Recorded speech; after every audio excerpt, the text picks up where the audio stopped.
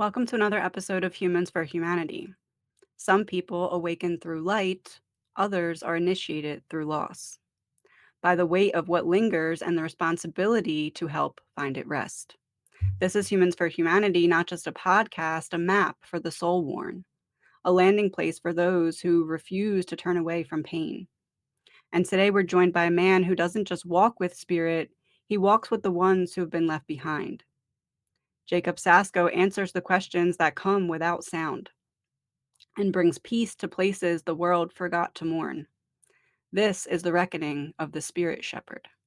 Jacob Sasko, founder of Resting in Peace, has made it his mission to guide 1 million souls home. Human, spirit, seen or unseen, if it's fragmented, he listens. If it's lost, he stays, not to perform, to free. He's not a ghost hunter, he's a grief worker. And the places he goes aren't just haunted, they're just holding their breath, waiting to be heard. From trauma sites to tear-soaked live streams, which I've seen them, so yes, they are. Jacob's gift isn't a spectacle, it's in surrender. It's in how he shows up again and again with nothing but presence, reverence, and the ache of knowing he was built for this. Because this path isn't glamorous, it's grueling. Sometimes it costs you more than it gives, until it gives you purpose. This episode is for the ones who have lost everything and kept offering anyway. The ones who have watched their life collapse and still chose to serve.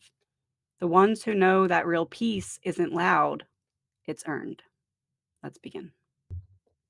Thank you so much, Jacob, for being here today. I'm so excited to have you on the podcast. Well, thank you very much for having me. The first podcast I've accepted, so honored to be here. I'm honored to have you and be the first podcast. You definitely have very unique and gifted insight to offer. So let's start with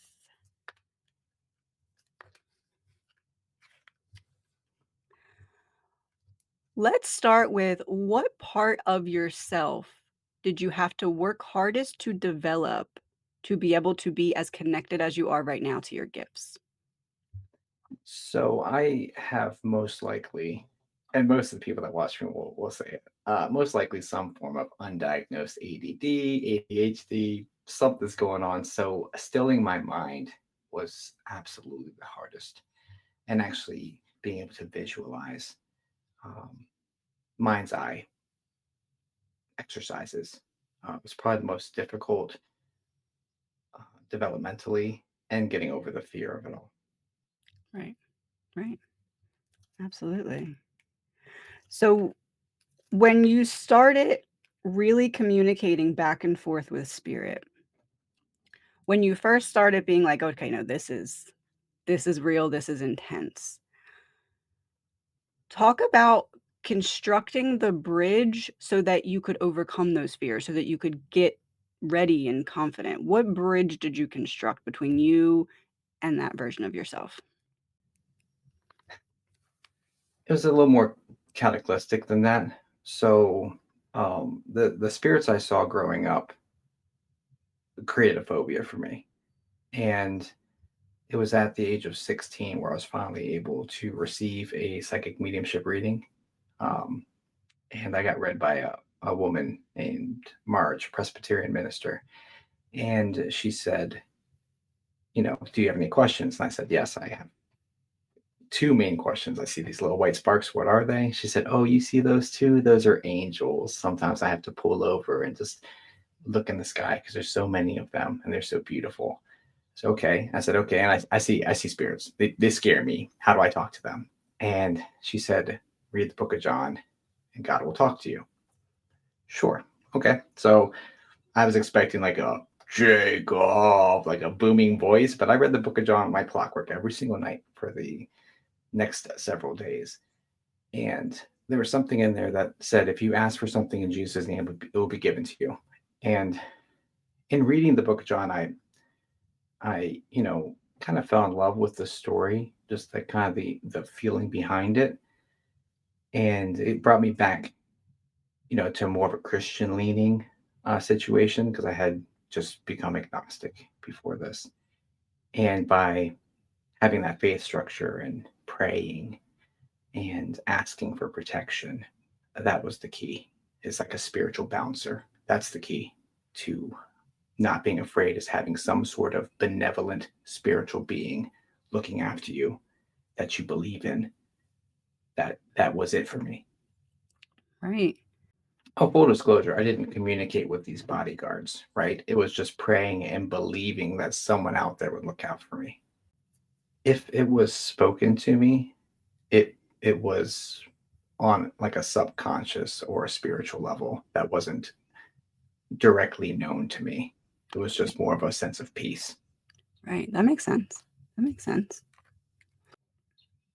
What is one obstacle that, like, the only way out is through type energy you had to face head on? It doesn't have to be with your gifts, but just something that you use daily now because of what you learned from it. I would say it would probably just be a relentless drive. No matter what gets thrown at me, no matter how hard I fall, no matter what happens, I am charged to keep showing up time and time and time and time and time again. No matter how many times you get knocked down, it only matters that you get up one more time than you get knocked down, and you're good to go. Yeah, that's a great perspective. What is one way that you're able to get back up now that you maybe didn't have that perspective of on how to get back up in that way before you really started to embrace the gifts? Maybe embrace isn't the right word, like walk in the gifts. Like what has become easier for you in that way since that embodiment? Surrender. There was a time when I was in Florida where I was in this house and there there was some illicit activity occurring that I didn't know about, just substance stuff, and that tends to bring some of the really nasty stuff around.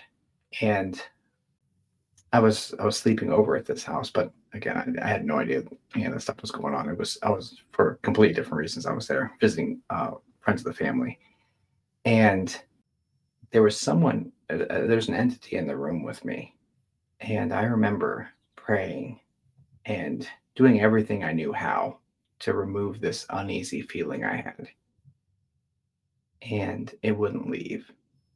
I kept praying and praying, and probably 30 minutes of working on it. I'm bringing light into myself. I'm sending it around. I'm asking for Archangel Michael. I'm doing everything I know to that point, and nothing worked. And finally, I was just like, I had no other choice. I just said, "All right, I love you. God, I love you. I have faith you love me. So at the end of all this, if you'll have me, I'm yours. So if this is what you want for me, so be it." Gone instantly. Wow. Just give me chills. Wow. Wow. Wow. Like you said, ask for it and you shall receive it. Wow. That's what gives me the courage to go into some of these really, really, really messed up haunted locations. It's not the fact that I think I'm bulletproof, because I know that's not the case. It's the fact that going into these locations, if they're supposed to get me, they will, but nothing else. Right. If it's supposed to happen, you don't have to be in that location to happen. God's gonna protect you, right? Yeah. Right. Okay, so I'm gonna go in the direction of the haunted locations in this next question. Okay. Okay. The moon. Um, So, when it comes to the haunted locations, what do you hope to come from it? Either learning or lessons or for you or for others? What's your goal, your ultimate goal? so the ultimate goal is, it's this is a very, it's a loaded but very interesting question. So, unlike most that go into haunted locations, I don't like the thrill of being afraid. I don't like I don't particularly like going into them, honestly. Um, but I do like leaving them and feeling like the peace behind me as I walk away. Yeah, that's a good perspective on it. It reminds you how that feeling is very valuable and, like, It's the whole sacred. point. It's the Yeah, whole point for I me. like that. That's not the direction I thought that answer was going, and I really like it. I thought it was gonna go in the direction of, like, trying to teach, which I guess that is you're teaching yourself the importance of that piece and the maintenance of it. Interesting. I like that. Okay, so what is one lesson that or perspective or something that has freed you to expand your thought that you've gotten from the spirit realm that you couldn't have gotten from like a person? Like a perspective from the spirit realm that you understand and can translate into 3D, I guess I'd say? Mhm.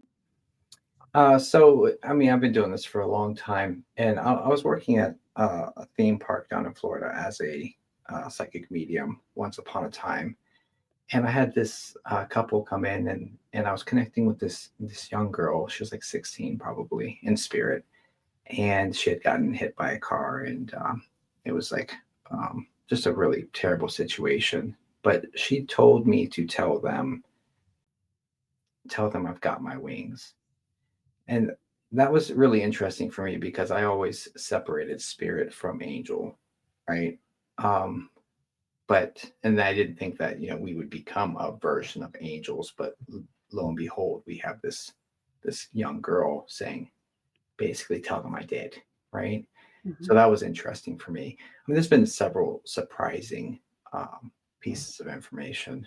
There was one where I was reading a Marine who had tours overseas in the Middle East. And as I was reading him, we had evidence before this. And then a whole bunch of Middle Eastern spirits, like a whole collective of Middle Eastern spirits, come forward and they said, tell him to move on from this. We already have. If it wasn't him, someone else would be here doing this, like to release the guilt. And then they said, we don't hate you. We love you.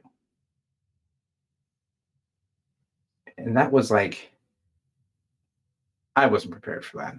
There's so many different ones that were just like, oh, you know, I wasn't prepared for that one. There's more. There's plenty more. I mean, we've done this a Yeah. long time. Wow. Yeah, the fear and scarcity mindset, you've seen that it really does not transcend to the other we're free there. Would you say that to some extent? It's a game of vibrations, honestly. My perception's a little different, and it's because I'm so sensitive to the vibrations that are right outside human. Um, and there's a lot of very famous psychic mediums that don't even acknowledge these vibrations exist, and that's fine, right?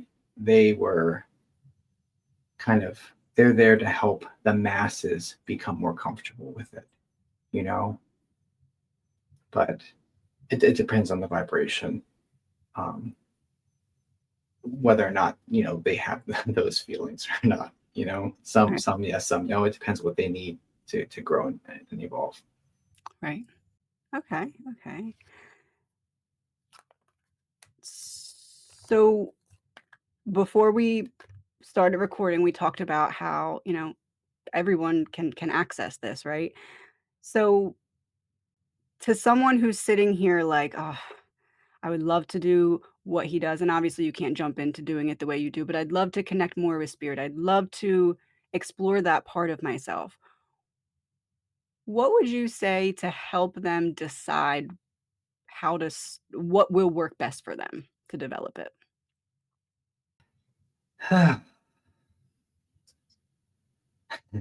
Here comes the science brain, right? There's so many variables to that question. There's so many different types of people with so many different learning styles. I mean, it's really a catered person to person on what's going to work for them more than something else. But personally, what worked for me was meditation, and that was like the strongest thing for me personally. But the most important aspect that if you pick up nothing else from this question, the most important aspect for those people would be to modify their self-limiting beliefs, because your soul knows how to communicate with souls. It's your mind and your body that's in the way. Ooh, that was good. Yeah. Your soul knows how to communicate with souls with your mind and body. That is an excellent quote. Yeah. I don't even have anything else to add to that. Your soul know how to communicate with soul with your mind and body. Okay, so let's take it in that direction. My mind is getting in the way. My body won't sit still. How do I figure out what's w almost like the template? Like how do I create the template of, "Okay, this is gonna work for me, that's not gonna work for me." I guess I'd say, do you feel it's okay for people to go through this series of trial and error as they're figuring out what works for them? Absolutely. And even if you had limited success with something, you may not pick it up again. For example, early on in my situation, when I was first learning how to speak with my spirit guides, for example, I did a session of automatic writing. I was like 15, 16 years old. Never did it again. And it was successful. So it's like you will naturally be guided as you start to connect, you'll naturally be moved in the way forward to them. They work with you. And when you become more sensitive and more aligned with that sort of vibration, they're constantly there ready to bring you closer. So if you're making those efforts, you'll be motivated and guided. And the best way, because I do consider spirit guides to be a form of angel, the best way to know that an angel, it's an angelic energy that's working with you, is for me through the feelings, your gut, your intuition, like those subtle whispers that just really hard to hear, like, but that intrinsic feeling to move in a certain direction, that's the stuff that angels do to pull you. Right, it's not My like a big bold thing, it's like little subtle hints. It's a little nudge. Right, right. Yeah. So, in regard to intuition and following those gut feelings, that is difficult for a lot of people because they're able to, "Okay, maybe I'm just in my head, maybe I'm just" what would you say about committing to those things that seem little, like the gut feelings and this and that, but actually are the bigger things? What would you say to have people view it in that way, I guess? Those who are like, "Okay, I'm having this gut feeling, I'm having this intuitive hit, but I'm just gonna brush it off. I'm just gonna brush it off. It's no big deal. It's just my insecurities. It's just this." Either how would you help people identify what it actually is, intuition versus insecurities, or something about why it's really important to not just brush all of them off because they add up? Yeah. No, it's hard. I mean, it's extremely difficult to, you know, trust something that is so soft. But I think that the best way to actually gain the trust and kind of exercise that is by documenting, maybe a gut feeling journal of some sort, or like a psychic journal. And once you, because I'm an extremely analytical person, so once you have enough supporting evidence, it becomes harder and harder to disregard. Yeah. Yeah. That's a perfect way to look at that. Absolutely. Talk about the emotion that you feel has tried to get in your way the most in terms of distraction. Like, it's like, 'cause obviously you talked about needing to really be able to focus and clear your mind. What tries to combat that the most, like, routinely in the past or routinely now, whichever way? Me personally, my most difficult struggle is exhaustion, right? Exhaustion kind of lies to me and says it's okay just to scroll for a few hours, you know. um, because you're tired. You've done so much. It's a good time. You can take a break. And, that's, sometimes self care is very important. So if you're doing something that's going to actually fill you up, that's one thing. I'm talking about the mindless stuff. I'm talking about the consumerism where you get no real value and you look at the clock. Whoa, it's 2 hours later and I know nothing new except for, how cute that cat was. Um, yeah, I think exhaustion's been my most challenging, uh, roadway to distractions and losing blocks of time. Right, right. That makes all the sense because you definitely have a lot on your plate, so exhaustion makes all the sense in the world. I don't know how you wouldn't be. What's your favorite lesson that being a business owner has taught you? I honestly, it would have to be just the knowledge of how resilient I am and how undeterred I am towards pushing the mission forward and just like sitting back and objective looking at it and being like, wow, like you don't quit. Like like things can get bad. They can get really bad. And you sure you may lick your wounds, but you get right back up off the mat and you get right back in it. Like it's humbling that I've been given that much grit, Right. honestly. How much of that do you feel like comes from spirit being like, "Oh, no, here's your mission, it's a big mission. You're gonna go through some stuff to get it." And then how much of that do you feel comes from, like you said, like the scientific analytical part of your brain where you're like, "I can make sense of this, I can prove this." What's the combo there? So it's interesting. So the desire, and I go into these haunted locations, and the content I create isn't like, hey, I'm going to prove to you something's Right. here. I already know it's there. The electronics are just there for documentation. We're like, oh, he just said that, and that just happened too. Oh, okay, yeah, and it's for the viewer. It's not. I go in there. I'm a walking, talking ghost hunting device. So I go in there and I know I pick up what's going on, and we start working with it.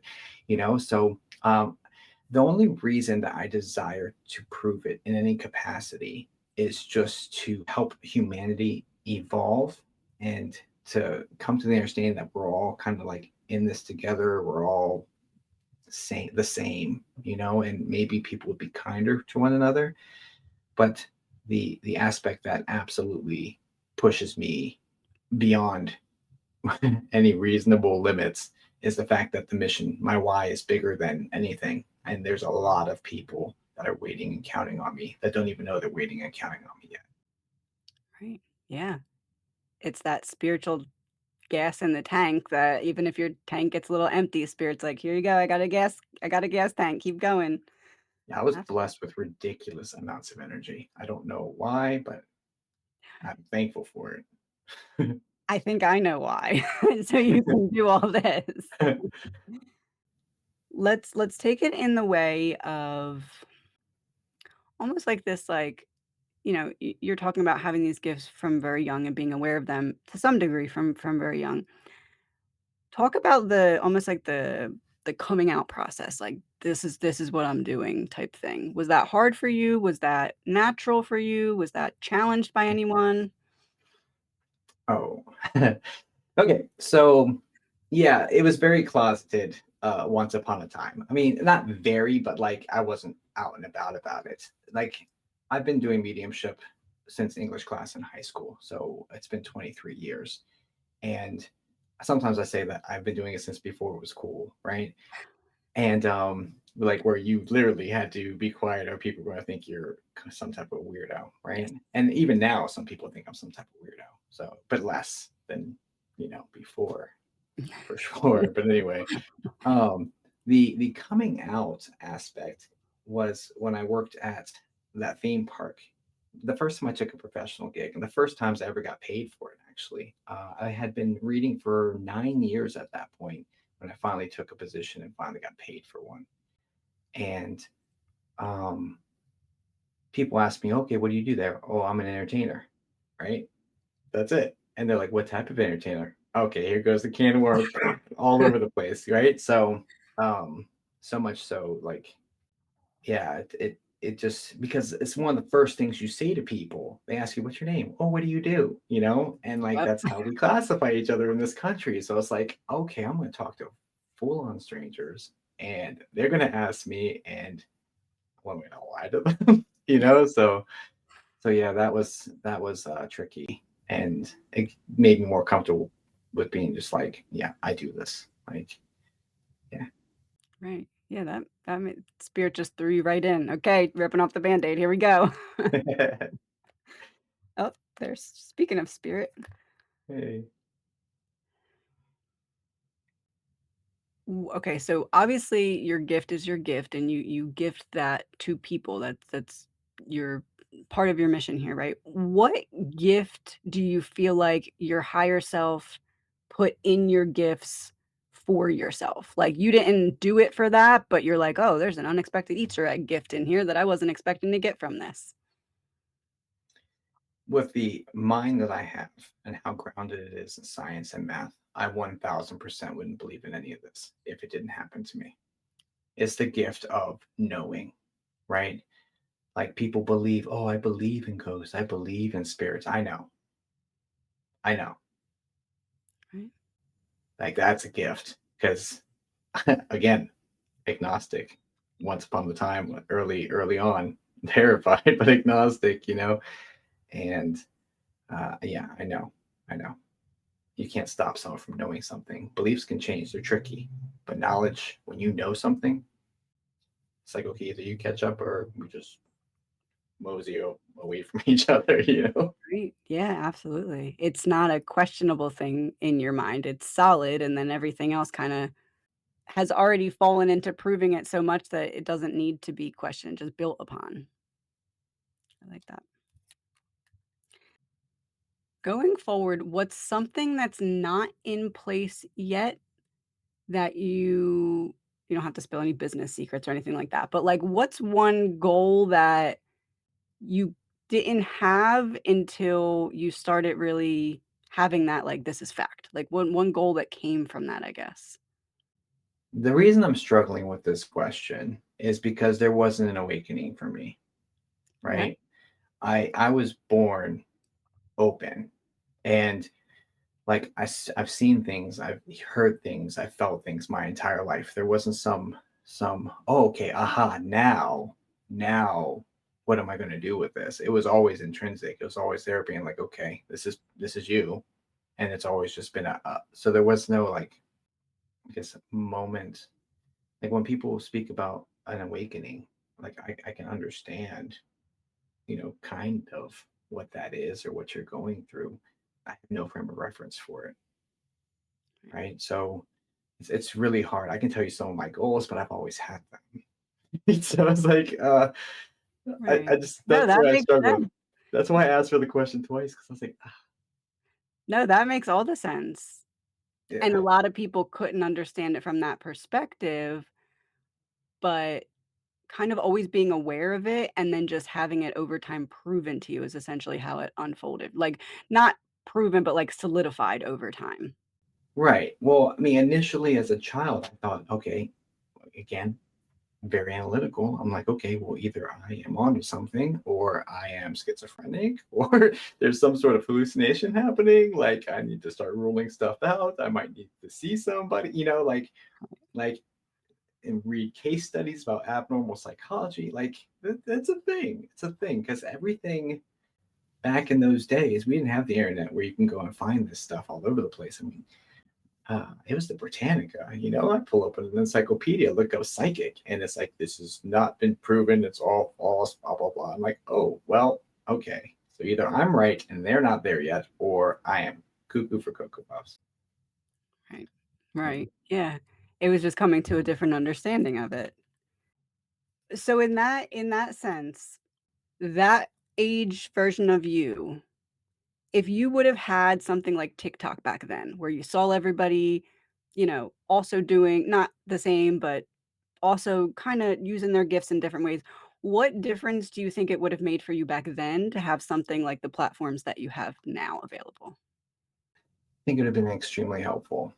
So, you know, the having the natural, I guess, ranges of your senses being wider than normal human ranges, extrasensory perception, if you will, um, having those extended beyond normal is hereditary. Like you can pass that aspect down. You can also develop it for sure. People that go blind, later in life, their hearing gets better. If by working on exercising other senses, they get stronger. It just is what it is. So you can work on these without losing your sight, right? But it would have been super helpful because my mom, she has abilities, like but she was scared of hers. And my uncle was very estranged. He's a medium.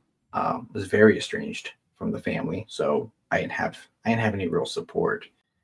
I didn't have anyone that knew the ropes. Everyone was okay with it. My grandmother, may she rest in peace, she passed when I was 5. She was a full blown psychic medium, well known in her little area. Great, right?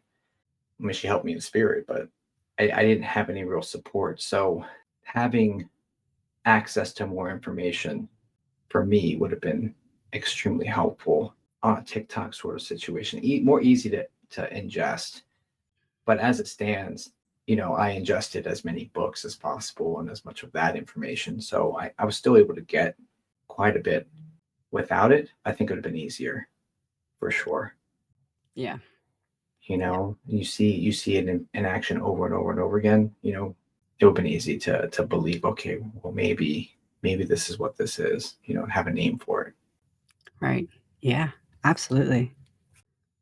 Talk about a time when you had to come up with a creative solution because you couldn't get around an obstacle, either how you came to the creative solution or what you learned from the creation of a creative solution. Like when you can't change the problem, you change your approach to it type of thing. Okay. So sometimes when I'm doing psychic mediumship reading, because spirits are all different, like people are all different, right? So every reading is completely different. There's a different sitter and there's different family members, and I've never talked to any of them before. So I was like, okay, well, and some people don't talk the same as other people, and some people are less forthcoming, and some people are more forthcoming in spirit, even because I don't think it's because they're bound to that. I think it's because the sitter would recognize those behaviors, and so they're presenting like they would, so that you don't think that they've left and changed. Yeah. It's a different level of peace, thinking that the people that you know have departed are still very much themselves, albeit maybe a little bit softer, a little bit more loving or something, right? But I've run into several difficulties of having to like work with spirit, like to kind of get them to open up, get them to trust me, get them to, because you're talking to a stranger and you're trying to dig into some of the most traumatic situations sometimes. Right. And if you talk to a human being and try to get that same information, you're gonna have some difficulties Oh, getting the yeah. knowledge, Oh, right? yeah. On a first talk, in the first few minutes, it's, it, there's some hesitation sometimes. Some people are open books, and most of them kind of realize what's going on. They're like, okay, yeah, she needs this, blah blah blah. Especially if in front of hundreds of people, you know. So yeah, I've had to modify how I talk to them. Not everyone's just going to come open or come up to me in spirit and just divulge everything. Some I have to work with and say, hey, look, I've got your daughter here. She really needs to hear from you. Like look at the situation. Like, can you help us out? And start leveraging some of the other information available to me, or like at the haunted locations. Some people don't want to go on their own. I'm not going to force anybody to leave any of these places. So, and I don't believe it's the entire soul. I think it's just a fragment, but that's neither here nor there.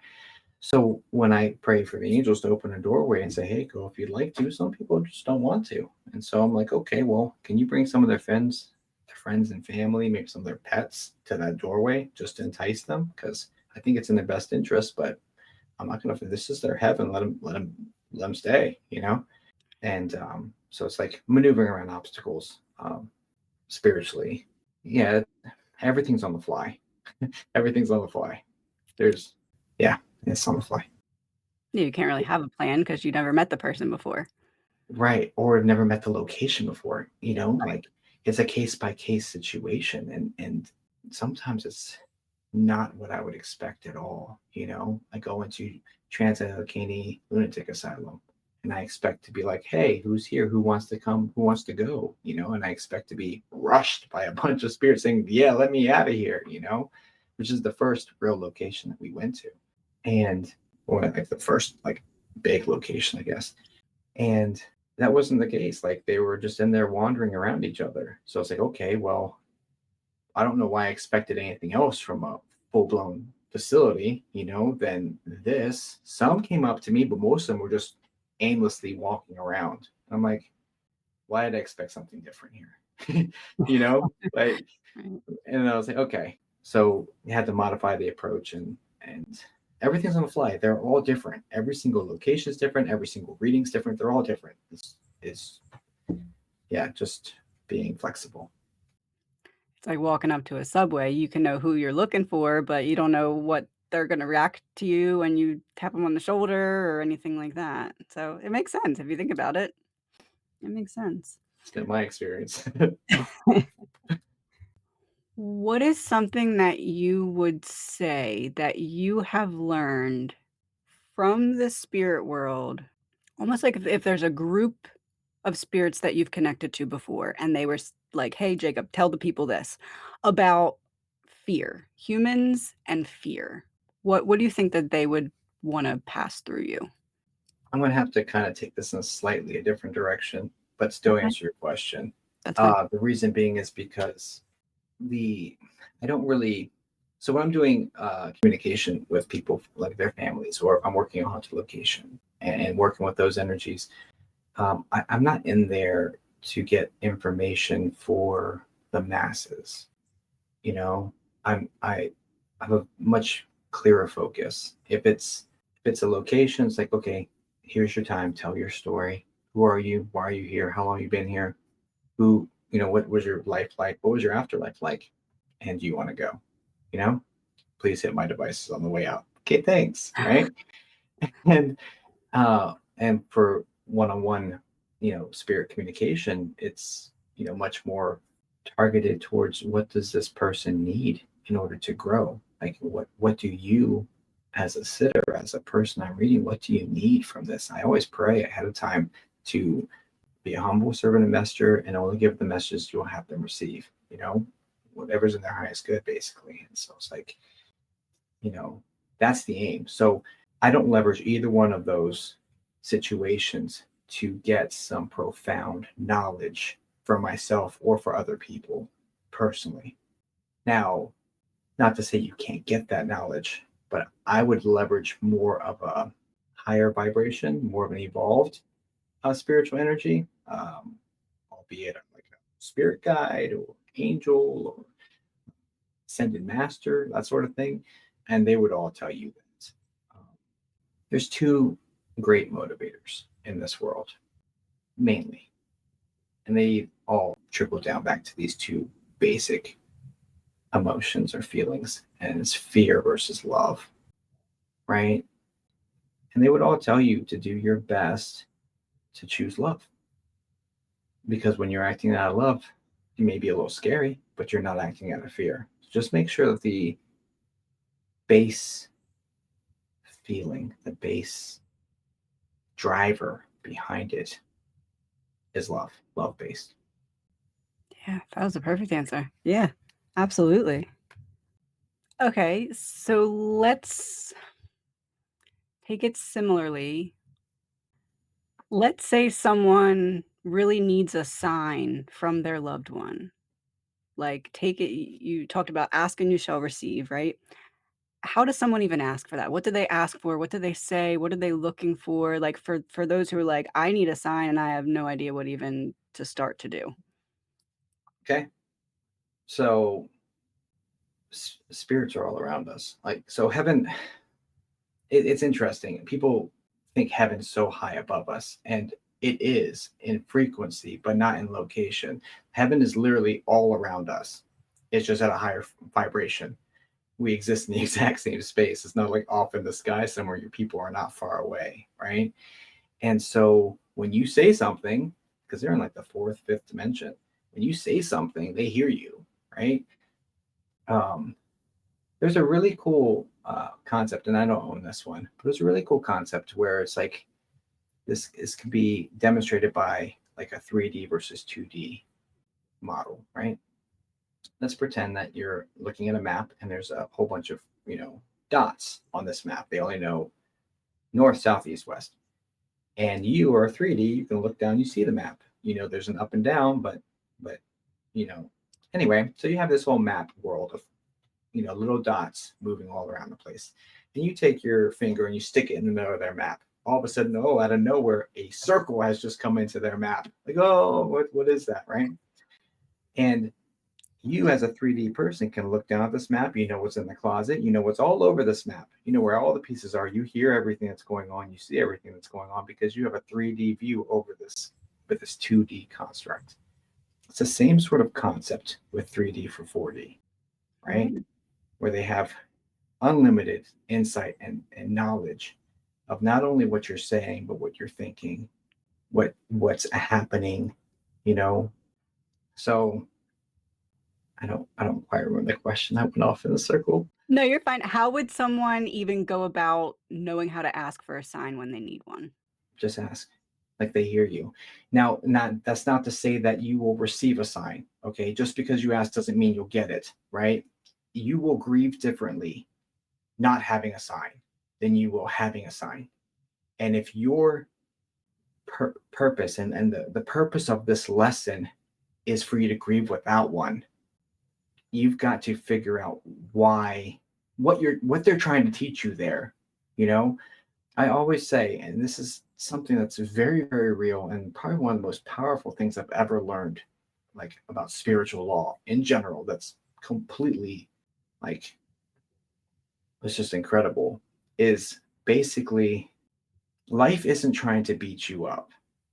It is trying to teach you lessons. And if you don't listen to those lessons, the lessons are going to get harder and harder and harder and harder. So if you don't like something about your life, figure out why it's happening. If you don't like something about your life, figure out what you can learn from it. Take a second, close your eyes. And this isn't like make sure you're okay. Like take this with a grain of salt because if you're not ready for this sort of dive, then don't do this because it can be disturbing. But dive into what what's so bad about it. Dive into what you don't like. Make it times 100. Like what make it as big as you can in your mind and figure out every single thing you can learn from it. The beautiful thing about the human mind is that we can create ideas and thoughts and play out scenarios that we don't actually have to physically experience and learn from them. Use that like that precognition, like that prefrontal cortex, whatever. Use the mind. Like we were given this for a reason. Use it, learn everything you can about stuff you don't like, and watch how fast it goes away. Yeah.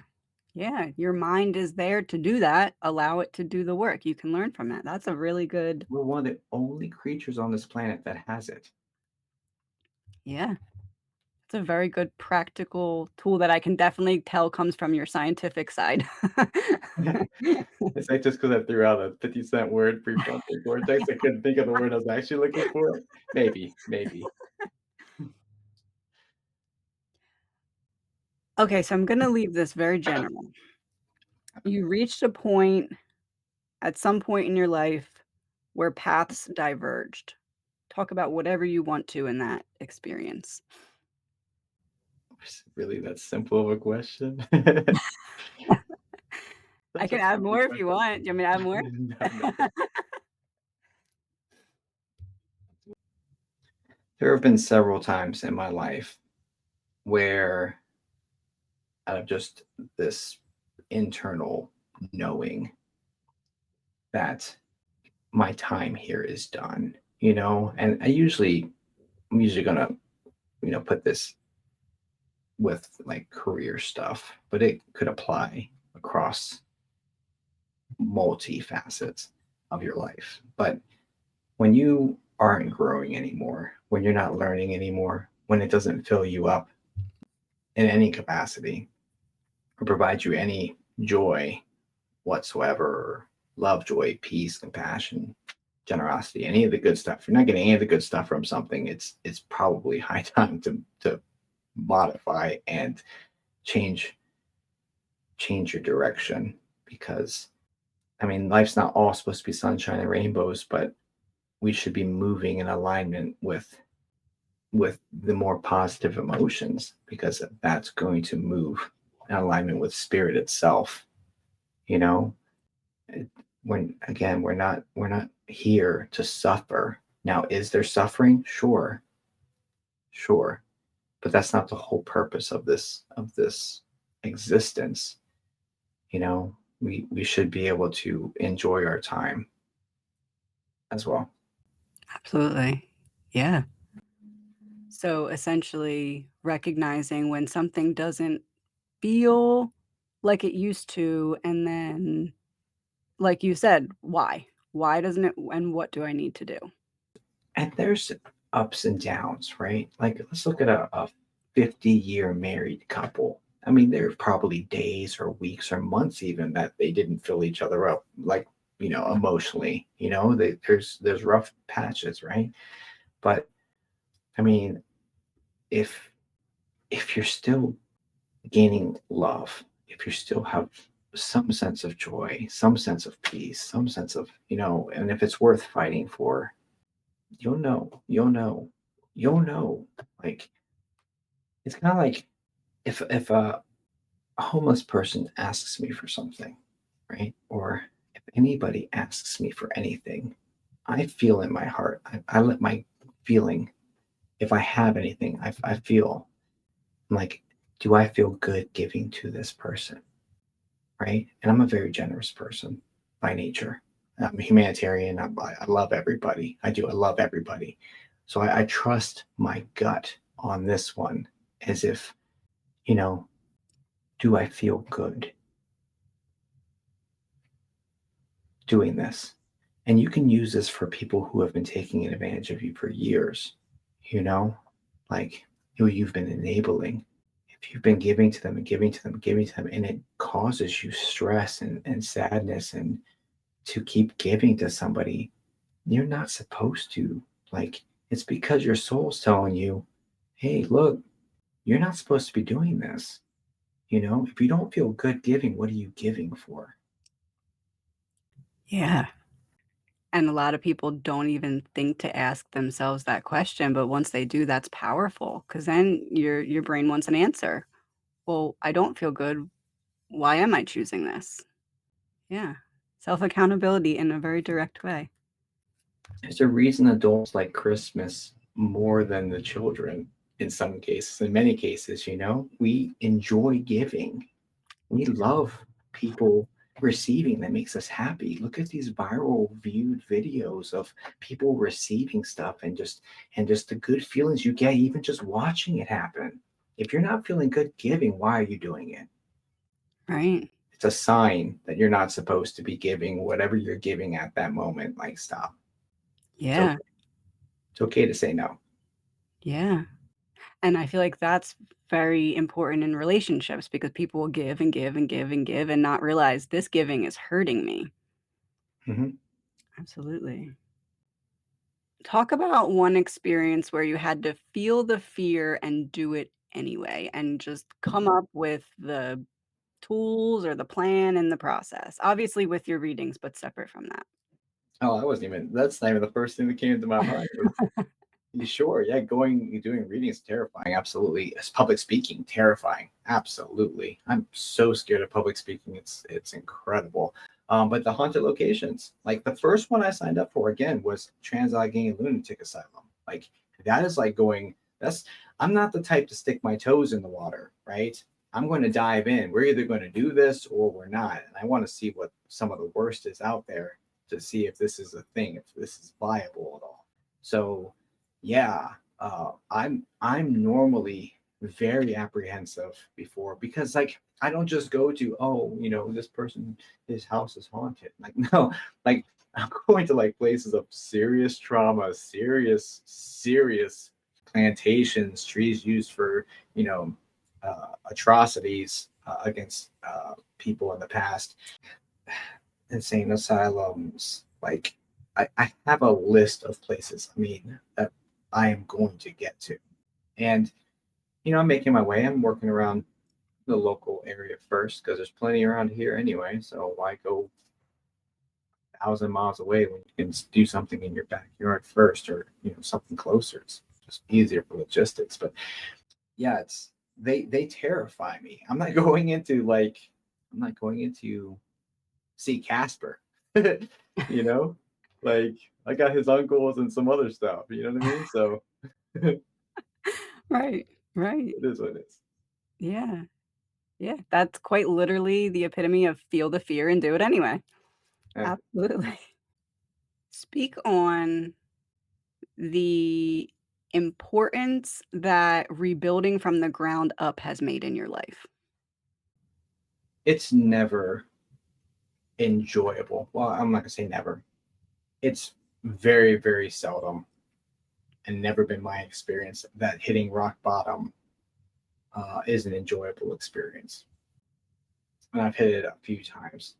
But what I will say is that hitting rock bottom is some of the strongest foundation you can build anything on. And if your structure that you were building on this bedrock, for lack of better words, if your structure is not big enough to support your mission, your vision, your dreams, or your calling, it'll get knocked over again and again and again Yep.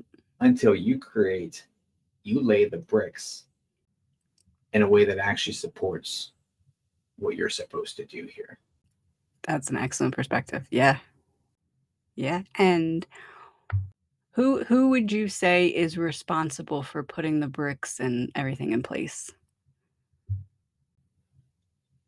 It is nobody's job but your own to create your dreams. Nobody owes you anything, and you can't wait until you have help. You just start.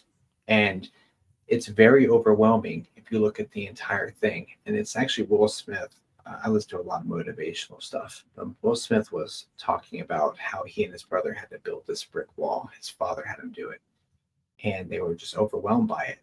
And he said, "No, here's what I had to do. I just had to lay this brick, and I'm gonna lay this brick, the most perfect brick layment that there ever was. I'm gonna lay this one brick perfectly, and then I'm gonna lay this next brick perfect, and it's just incrementally working on one brick at a time and doing it the best you can. But it's your job. It's no one else is going to do it for you. If you want a brick house, then you're going to have to go.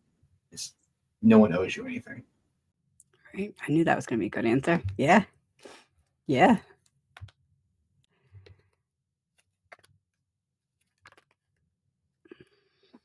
Okay, so you did talk about the topic of surrender. So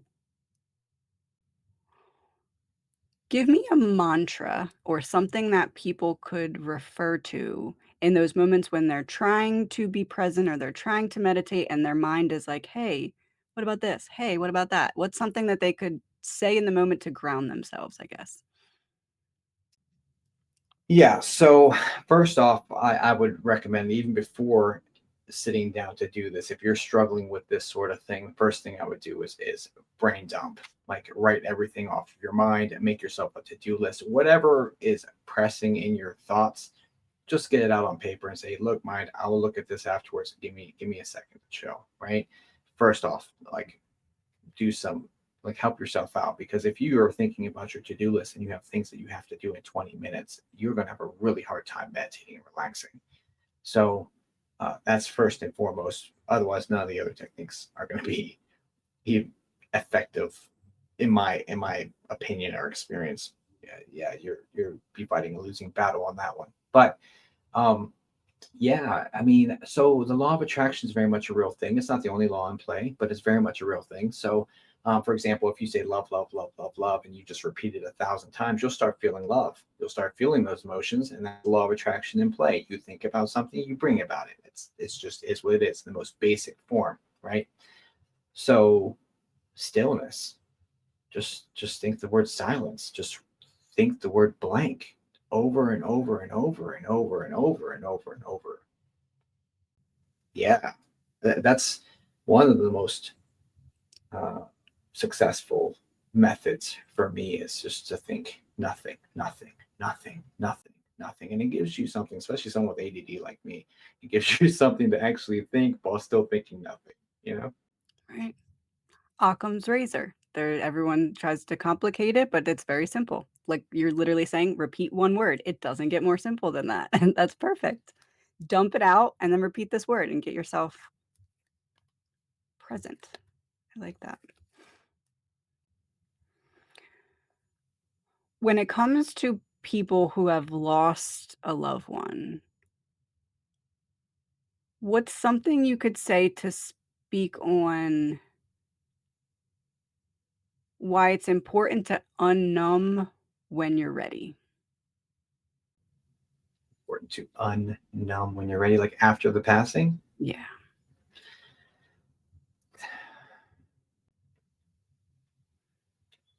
I'm not sure that that's even like a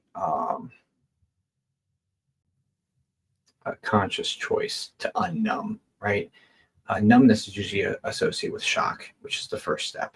The stages of grief, according to most conventional wisdom, are shock, denial, bargaining, depression, anger, guilt, and then acceptance and hope. And shock uh, is the one that's going to numb you for sure. It gets you ready for this the rest of it, right? It just takes you out of it so you can kind of process this a little more slowly and then bring you into this mess of a grieving process, right? Um, but the other five, with acceptance and hope being the exception to that, the other five all happen, sporadically and simultaneously at times, and you jump back and forth between them. So until you get to that acceptance and hope. And you still may feel a twinge of guilt or, even from acceptance and hope. So it's like, it's a little bit more of a messy process. So I don't know that anyone really chooses to unnumb in that capacity. But if you mean like unnumbing for like future, like let's say someone was married for 10 years and their spouse passed and like unnumb themselves to the opportunity of love again, um, that would be probably, I mean, there's no rush. It's whenever you feel like you love yourself, you are not angry or have no strong, powerful emotions about the situation that has happened. Like that's when you're most ready to explore something new. Not to say people don't, people do, it is what it is. But I think if you were looking for that moment where you're unnumb, you should really just be looking for the moment where you are no longer having spikes of emotional responses to that stimuli. Yeah. Yeah, absolutely. Talk about how you have had to almost, like, befriend a certain shadow or a certain I guess I'd put it like that, befriend a certain shadow or something along those lines. Like, make it work for you instead of against you, I guess I'd say. Let's talk about fear. Let's talk about fear. Because fear is it's present. I mean, in everybody at some point in your life, you're gonna feel fear, no question. Um, so something you can do with fear, like a kind of like a way to work with it instead of let it rule you, is to put it behind you and run from it towards what you're trying to accomplish, right? So if you say, okay, I'm scared that, because I'm about to go full time with my spiritual business. So we'll use this as an example. Finally, thank you, God. Anyway, Oh, I love that. I am, let's say I'm scared of failure. Okay. Well, we look at what happens if I fail. Okay. Well, great. I mean, starving is not fun for anybody, right? Let's put that behind me. And I'm going to use that to scare me forward. Yeah. Yeah. That's a very good visual that people can literally draw on a piece of paper if they need to. I'm going from this and I'm going towards this, and as long as I focus on that being behind me and that being where I'm going, there's my motivation. I can just focus on that and expand it. Now, it's it's just using it as an ally. I wouldn't call it my motivation because that's it's one of my main missions in this life, and I think we all are supposed to learn as much as we can. I think that's actually a recurring theme for everybody. I think that we have multiple purposes, and one of mine for sure. And I'm not sure if this one's universal. I do believe that the learning is universal, but the and I don't think this one is though. But I am charged with choosing love in every situation to the best of my ability. Like choose love. And so I struggle when we say fear's the motivation. I know fear's behind me and chasing me, but love is my motivation for sure. Right. Right. That makes sense. Yeah, that makes all the But sense. I'll use that as an ally. You can get behind me, but you don't go Right, catch me. You're not going to right. catch me. Right, right, right. Okay, so then talk about something either you learned from or you couldn't stop thinking of, like a session that you had that you took with you that's, like, impactful in some way, in whatever way you feel comfortable talking about that. So I did a reading for this one girl. She years ago, probably, oh man, oh, I'm definitely dating myself. I don't want to date myself that much. Over a decade ago, we'll just say that. And I was doing this reading, and this girl was Wiccan, right? And at that point, I was like, I was Christian. Even as a psychic medium, you can not it's not mutually exclusive terms. So I just identify as a spiritual Christian of some sort and just kept it moving. Now I say I'm more Christian leaning. I like those deities, but anyway, hold on. Let's just finish this. So um, I was doing this reading, and she asked me to connect with her spirit guides. I said, okay, fine.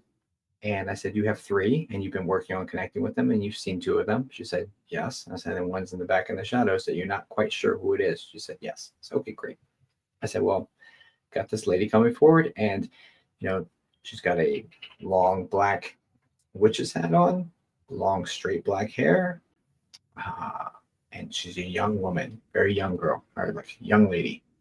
And I was like, I first saw it, and I was like, "Well, Archangel Michael, come here!" Like all black. She's wearing all black. I'm like, "Ooh, is this okay?" Yes. Are you sure? Yes. Okay. Turn my attention back to her. Old woman, same outfit, and I was like, and that's even more like unnerving than it was before. So Right. and so I told her what I was seeing, and she said, ask her if her name is Hecate, right? And I said, are you Hecate? And she nodded. And I had known because I was like in the kind of like the skaters or like had goth friends. I was in that kind of alternate group, I guess, growing up. I like just moving around the little cliques or whatever. I didn't click very well. I just kind of transient, just went through them all. But was most comfortable with the kind of weird kids because I'm a weird kid apparently. So anyway, so I had known some of my friends were Wiccan, you know, and I had known Hecate. I thought it was Hecate, but whatever. I think it's Hecate now. Anyway, I had known that this was a god. I thought it was male, full disclosure. And um, so I was like, you're real? And I didn't say it out loud, I just thought it. But again, spirit communicates telepathically. They understand your thoughts. And so I said, you're real, incredulously to myself. And she said, we're all real. And then brought in Shiva, right? I just hit myself again. Anyway, she said, we're all real and brought in Shiva, right? And I was like, and my little Christian mind blew all over the place, right? Um, and she said basically that those that weren't created before, like there's some beings that were in place regardless, but there are deities that have been put into place by so many people believing so fervently in them. Because humans are creators, we're very powerful creators. And so, if you have enough faith that something is real, even if it doesn't manifest physically in front of you, you're creating some sort of spiritual imprint of that situation or of that being. And so, she said, even if we weren't real before, people have believed us into existence, and we funnel people up to this one source energy the way that we were intended to do so. So there are absolutely powerful beings that aren't necessarily the Christian deities, right? And they were created like like you know from people's minds, which is interesting because Sasquatch, uh, the guy who came up with Sasquatch had a deathbed confession that said that it wasn't real, right? Supposedly, I've read that somewhere. I don't know, but even if that were the case, so many people believe in it that regardless if it was a hoax at first, I can assure you it exists in spirit now. Right? Wow. What does your scientific analytical brain then draw a conclusion from that as it pertains to when a group of people truly believe something, it manifests? What does your analytical scientific brain unpack about that, I guess?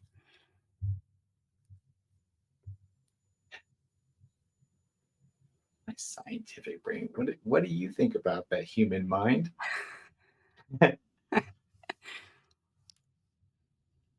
Hmm.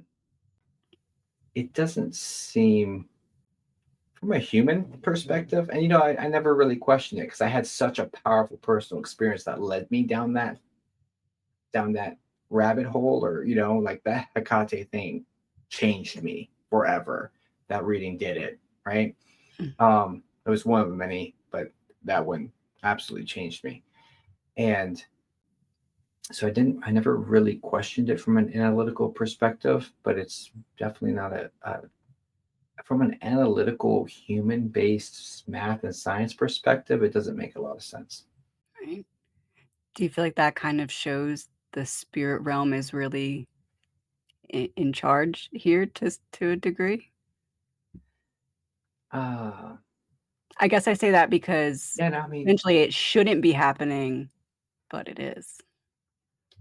Like, logically, it shouldn't, but that's literally it fair. is. It's very interesting. I mean, I have a firm belief that if things are true, that science and spirituality will meet at those locations. So I would be interested. I don't know that we have the tools to prove that now, but I'd be interested to see what humanity or civilization comes up with in the next few hundred years that Yeah, tackles this, because it's only a matter of time for some of the aspects of this. I mean, we're already seeing it. Electronic voice phenomena with whispers on your devices that weren't there, and video anomalies, and it's only a matter of time. But right. I would be interested to see how one could prove that. But I nothing in my mind is coming up with any sort of even experiment for that at this time. You never know, maybe it will. Maybe we'll hear about it. I'll get my other experiments to work on. Adding more to your plate. Okay, so last question. Describe how you view the veil versus what you feel like is a widely believed assumption about it. I would, I mean, the best way for me to answer this question is kind of just to kind of like really draw a clear picture of what I think is actually going on. in regards to spirit activity, in regards to the spirit presence around us in general. Because like it sounds very mystic. Oh, when the veil is thinning, and I struggle with that with that sort of concept.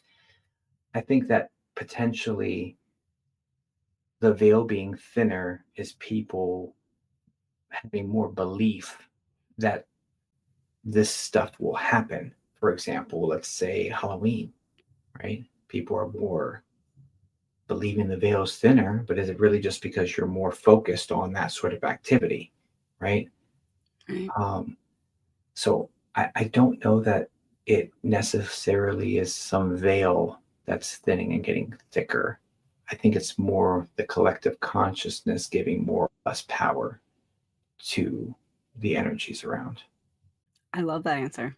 Yeah, yeah. I never thought of it like that, but I absolutely agree with you because times like Halloween, everybody is focusing on it, thinking of it, looking for it. So what if we put all of that collective energy into looking to how to fix certain things that are off instead of just things like Halloween? It'd be great. We'd see some changes. Uh, Yeah, absolutely. I'm Aquarius, I'm here for it, but You have any final words? well, thank you for having me. If you'd like to follow my journey at all or be a part of that journey, we're happy to have you. You can find my website, ripofficial.com, my newsletter. There's a free gift for signing up for that where you will receive a meditation, guided meditation with hypnosis worked into it that will guide you to spend time with your friends and family in spirit, completely free for signing up. So that's at ripofficial.com. But aside from that, that's be the best way to kind of join the journey. Got a lot of exciting things coming, but I really appreciate you having me and the space that you've created for this sort of discourse and this sort of thing to exist in the world. So Thank thank you. you. Thank you. I really appreciate that. All of your stuff is also gonna be in the description. Can you one more thing, just talk about because we can't leave here without me, like, letting people know about this. Talk about your lives on TikTok. What do you do? What's it like? It is very eye-opening to watch how it happens. So just talk a little bit about that to kinda guide people over there because it's something they need to see. Well, thanks. That's very sweet. That's It very is. sweet. Wow. It's something especially the people on here, they'll be blown away. They'll be blown away. So talk about what are they gonna see when they go to your live? Yeah. So what's interesting is that the format has just recently changed.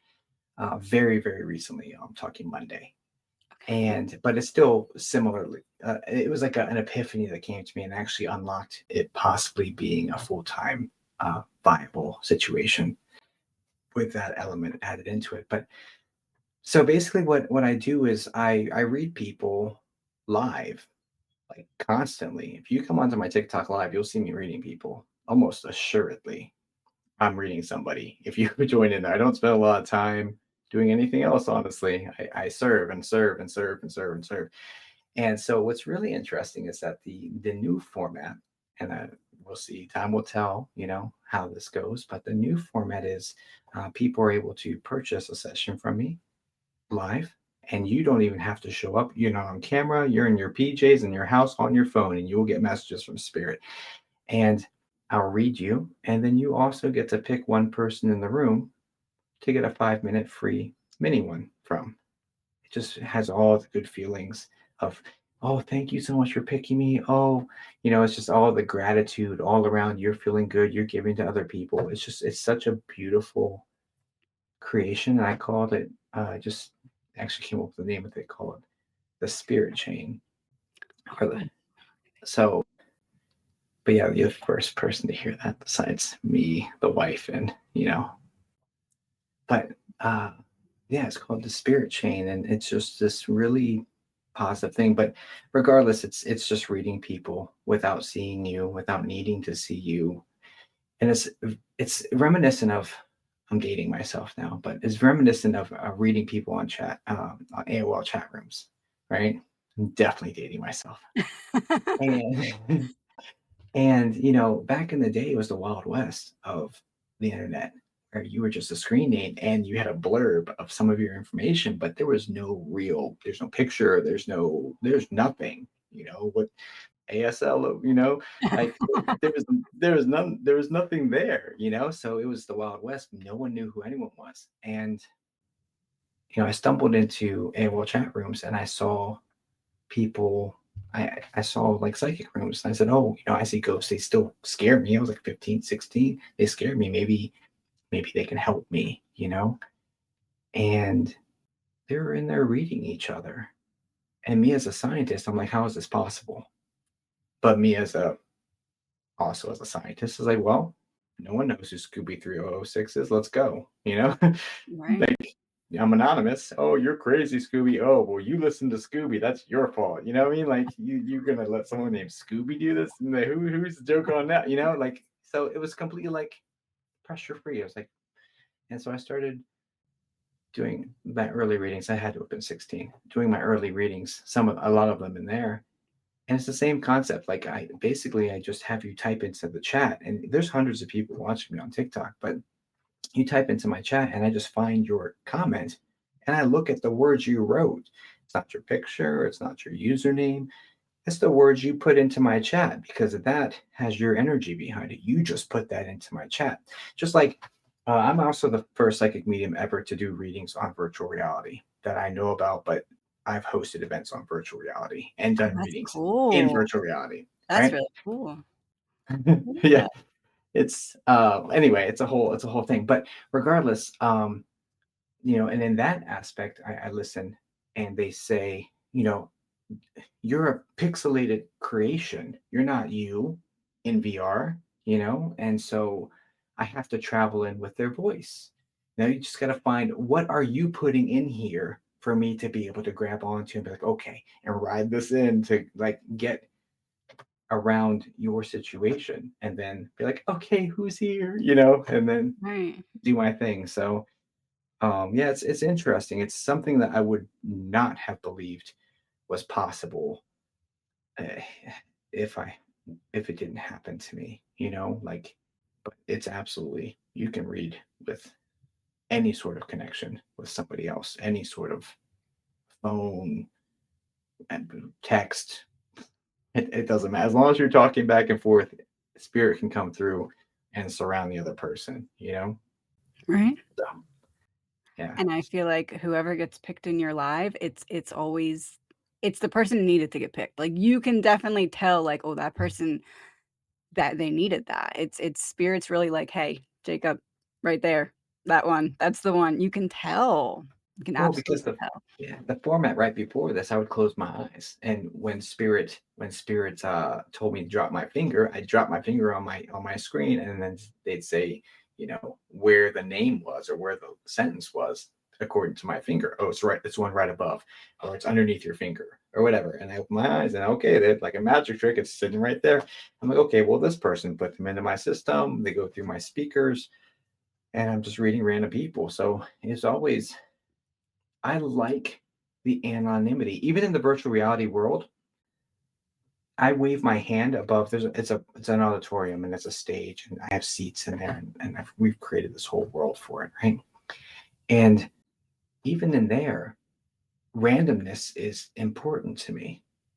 So because it's like I want y'all to know that I don't know these people. Like I don't have a script for this. Like Right. like I go Right. on stage and I don't know what's about to happen. You and I both don't know what's going to happen. When I click live, I have no idea how that's going to go.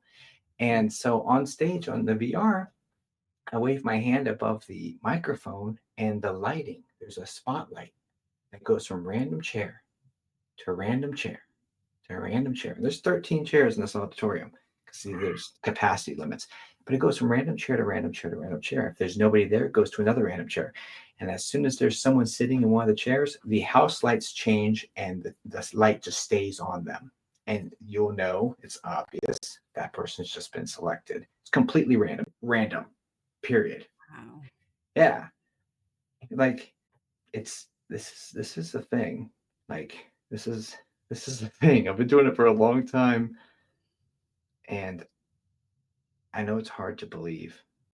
It doesn't change the fact that it's happening. you Yeah. know, Yeah. like it just is what it is. There's too much evidence nowadays.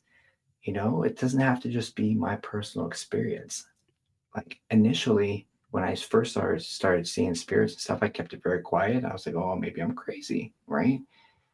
Then I started reading people. They start saying, yes, okay, well, maybe they're grieving so badly that they're just saying yes to me, just to make themselves feel better. And then now there's electronics. I understand looking at paranormal shows and being like, how much of this was scripted? How much of this did they create? How much of this is fake, right?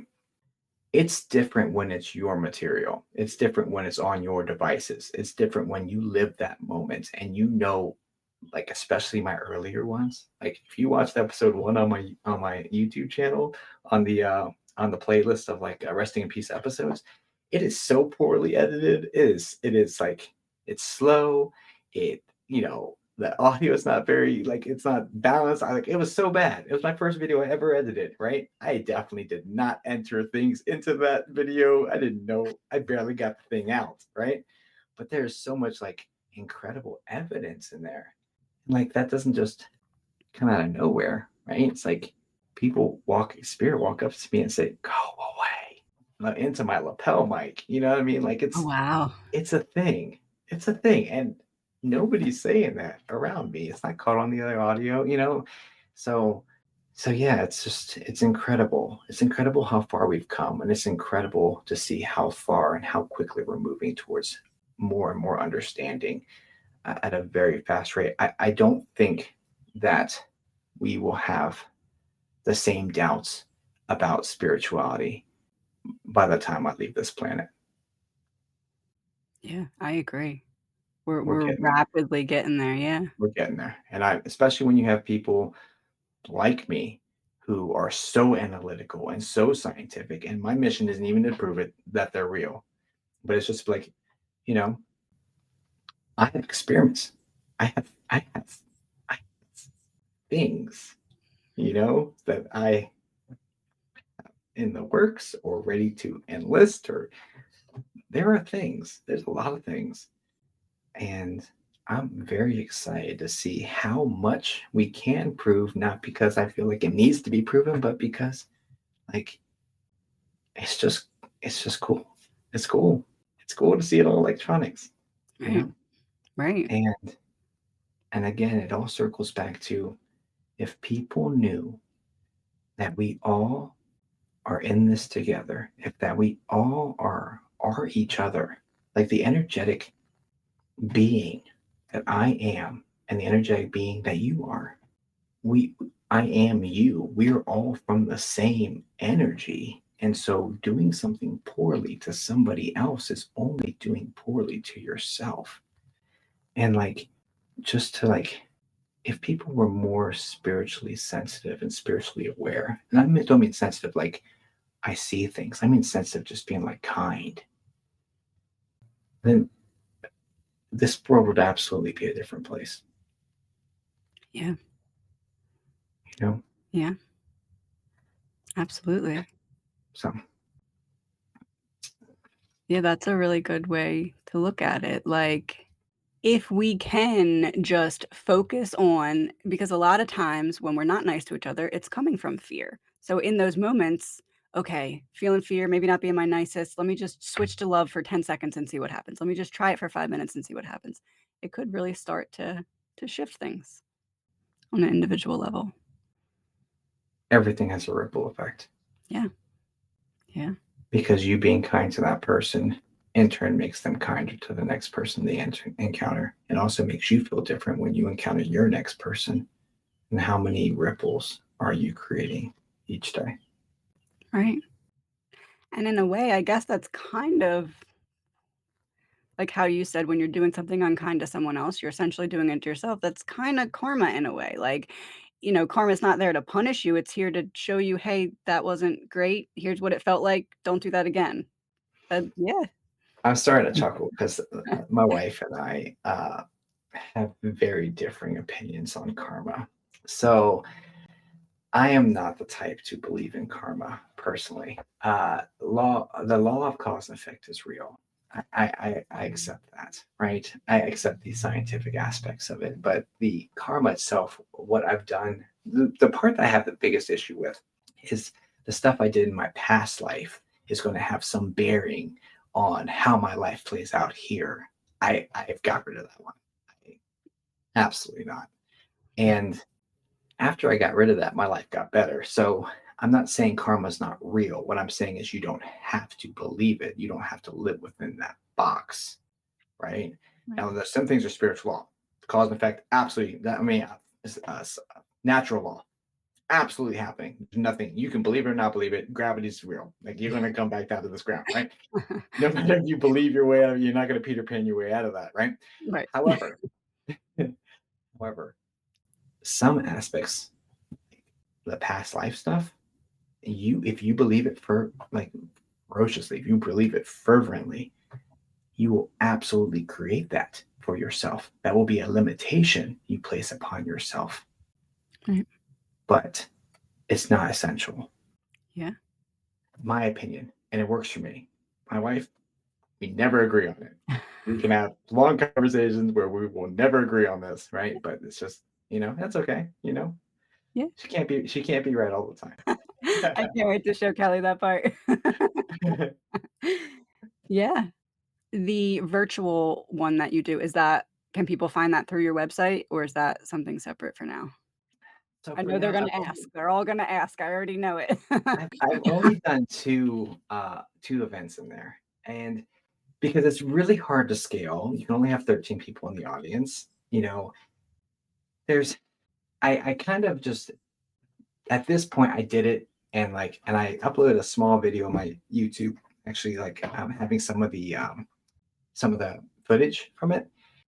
I uploaded a few months later actually, then I actually performed it, but regardless, just to be like, oh, first, right? Right. And it's possible. And it's more like does this work? Could this happen? And it does. Like it does.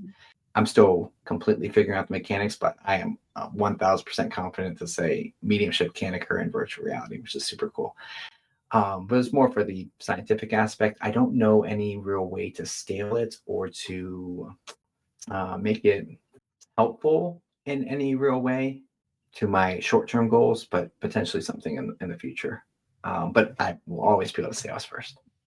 Okay, awesome. I'll make sure I tag that video because I know they're gonna ask, they're gonna wanna see it, so I'm gonna make sure I But tag that below maybe too. maybe I should take some of the other footage and actually just send it to someone to actually create something good out of it because I cut something and threw it out real quick just to like have something be like first, Right, right. So gotta lock that in while you can. There's one more thing I wanted to say. Oh, so with your new services, is that available on your website, and is that how people contact you and book with you for that? So on my website under services, there's a services tab where you can find all the stuff I do, at least in regards to serving clients online or whatnot. I am focusing on doing more in-person stuff, and which is terrifying, honestly. I'm so scared of it. But because you go live on TikTok, there's hundreds of people watching. I remember there's one time, the most I ever had watching was 1.6 thousand one time, right? And I was like, holy. And I was like, if you guys, I saw the number as a 1.6K. I was like, if you guys were literally in my kitchen right now and in my living room looking at me, I would be losing my mind. But you just a number on the screen. Let's keep going. And just kept Right. rolling into more readings, right? And now I don't get anywhere near those numbers right now. TikTok's a weird thing. But regardless, even the amount of people that come into my life, I can have 10 people in a coffee shop over here, and I panic. So I'm working on becoming that. So I am I'm doing my best to kind of leverage into more of a platform medium, and start securing larger venues. So Right. I'm pivoting to more in person aspects there, but the engine, or yeah, the fuel that's going into the engine, is going to be the TikTok lives for right now. Yeah, I'm the same way with that. It's in person, I'm like, "Oh, if you were all in my house, I wouldn't be doing this, I'd be hiding under my bed." So I'm glad you're on the screen. I love that, yeah. Yeah, I feel Good like that's stuff. kinda common for people who are very spiritually oriented. The 3D feels heavy at times. You're like, "Oh, let me hide." I Awesome. don't know. I know that, fifth grade, I'm a very good speller, right? And I was in the spelling bee, and I got my practice word wrong. I got the first word wrong because I was so terrified. And so it's been a recurring theme for me of like, I don't know if you follow astrology at all, but I think I have a Scorpio South Node, which means it's either South Node or North Node, which means I came into this life with spirituality mastered, which actually tracks with the whole I don't know what it's like to wake up. Right, And then the North Node or South Node, whatever, is the one that you're supposed to transition into is Taurus, and that's supposed to be public speaking and recognition and stuff like that. Um, so supposedly I'm transitioning between the two, which is why I'm safe and cool being hiding, and I'm less right. comfortable when you actually can see me. So um, I don't know, but it's interesting, and wish you all the best with your treks into the viewer situation. I Thank know you. it's not easy. Yeah, it's not easy, Thank you, I appreciate that. but it's necessary, right? Right. We all gotta give our little way of showing the gift that we were given, I guess you could put it like that. I mean, you're helping people. You're giving people a place to go and to explore and to gain value. You know, like your podcast isn't mindless scrolling. There's value, Thank you. That means a right? lot, I appreciate that, yeah. Especially this one, of course. No, I'm just kidding. Yeah. No, literally.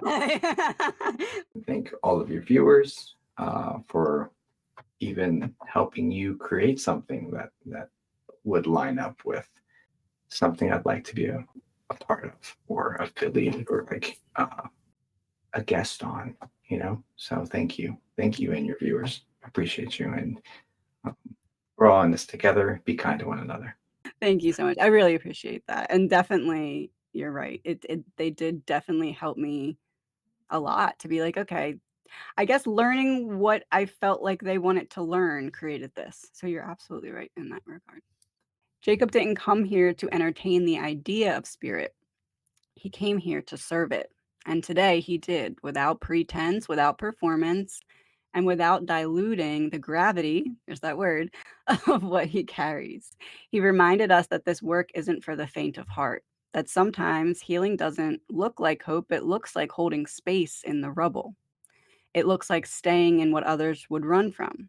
It looks like listening to the deceased so the living can finally exhale. Jacob doesn't chase light, he restores it in people, in places, in every soul that didn't get the ending it deserved. And maybe that's the truest kind of mediumship, not just a passing message, but delivering them back to wholeness. This wasn't just a conversation, it was a crossing. And for anyone still carrying a fragment of what never got closure, maybe this is the beginning of your return. Thank you so much, Jacob. Really Thank appreciate you you. being here. And thank you so much to everyone for watching. This Thanks, was guys. Humans for Humanity, and we will see you soon with another episode.